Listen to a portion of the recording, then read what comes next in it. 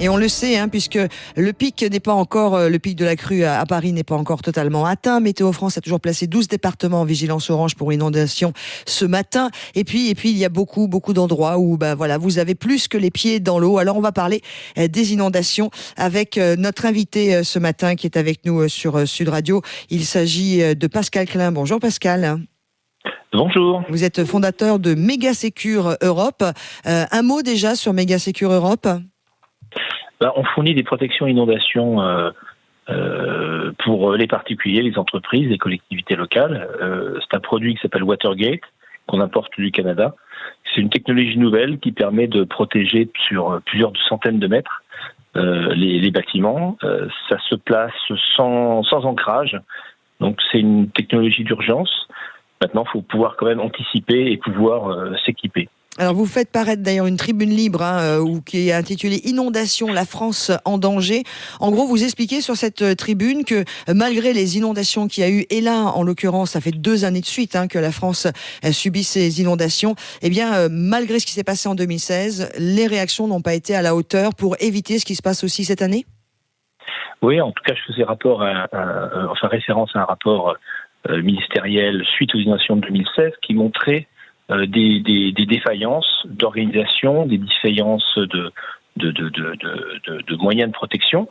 Donc, je pense que les choses se sont améliorées dans les communes qui ont connu des inondations en 2016. On voit que les plans communaux de sauvegarde ont mieux fonctionné en 2018.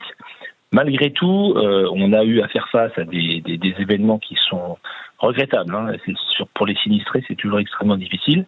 Mais il s'agit de 2 inondations qui sont quand même relativement faibles au regard de ce qui peut survenir. Alors, attention, on va frissonner. Là, racontez-nous ce qui peut survenir. Écoutez, là, les lacs réservoirs sont pleins. Les lacs réservoirs en amont des différents fleuves sont pleins. Les nappes phréatiques sont pleines. Donc les fleuves vont commencer la décrue. En tout cas, à Paris, ça va commencer à partir de lundi. Ce sera un peu plus long pour la Seine-Aval. Mais j'ai envie de dire que là, on n'a plus de gilet de sauvetage, on n'a plus de gilet de sécurité. C'est-à-dire que la météo des 2 prochains mois sera absolument décisive quant au risque d'une crue encore plus importante que celle qu'on vient juste d'affronter. Et vous le dites dans votre tribune, inondation, la France en danger, Pascal Klein. On a une politique en France d'assurance, donc on est en train de courir pour être classé en catastrophe naturelle. Il y a une somme phénoménale, ne serait-ce qu'en 2016, qui a été dépensée, puisque c'est vrai qu'on a un système d'indemnisation, qui nous a quand même coûté 1,2 milliard d'euros en 2016, alors qu'il existe des solutions que vous proposez vous-même. Oui. Alors évidemment, d'avoir un système qui puisse réparer les dommages des sinistrés, c'est important. Ah, c'est très bien. C'est évidemment pas ça que je conteste.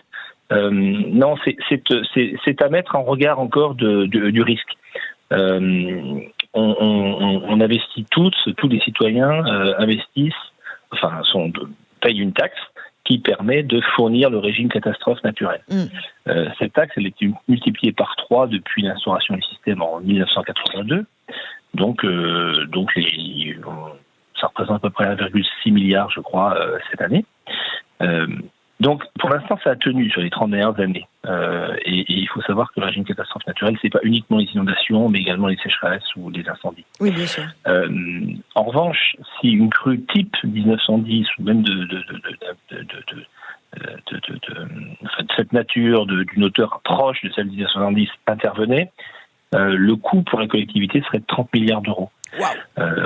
L'année de l'impact et on pense même 30 milliards d'euros dans les 5 ans qui suivent. Parce qu'il y a un tel impact. Oui. Excusez-moi, mais est-ce que vous êtes entendu, puisque vous êtes des spécialistes avec la société Mégasecure Europe et ces structures que vous mettez en place pour éviter les débordements, si je peux me permettre de parler ainsi, des inondations. Oui. Est-ce que vous êtes entendu par le ministère, par le gouvernement? Est-ce qu'il y a possibilité de faire des choses en amont?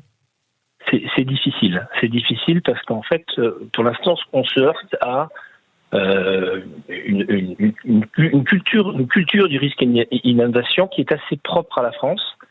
On est rentré dans ce système de construction de grands barrages, de grands lacs réservoirs, qui mobilisent des sommes folles en études et en infrastructures. Alors, ces lacs réservoirs coûtent cher à la collectivité et ont une efficacité qui est limitée, en tout cas qui est importante sur les très faibles crues. Le problème, c'est qu'ils sont très très en amont. Donc en fait, nous on vient avec une technologie nouvelle. Donc comme toutes les technologies nouvelles, il faut réussir à l'évangéliser.